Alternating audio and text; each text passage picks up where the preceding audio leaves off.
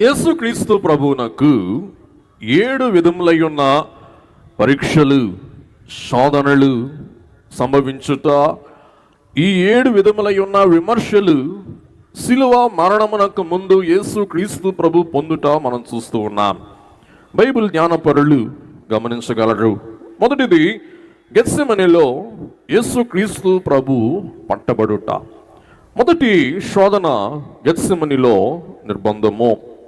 తరువాత మరి యొక్క అంశం కనుక మనం చూస్తే, మరి యేసుక్రీస్తు ప్రభువే అన్న ప్రధాన యాజకుని యొద్ద న్యాయ విమర్శ చేయుట రెండవ పరీక్ష. మూడవ పరీక్ష కైఫా మరియు సెన్హెడ్రిన్ సభ ఎదుట న్యాయ విమర్శ, ఇది మూడవ పరీక్ష. నాలుగవ పరీక్ష పేతురు ప్రభువుని ఎరుగను అని బొంకుట, ఇది 4వ శోధన.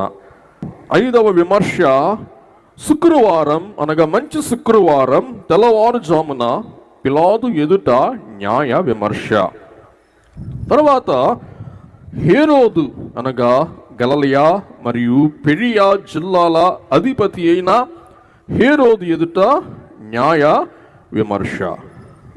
చివరిది పిలాతు ఎదుట అంతిమ శిలువ మరణ తీర్పు.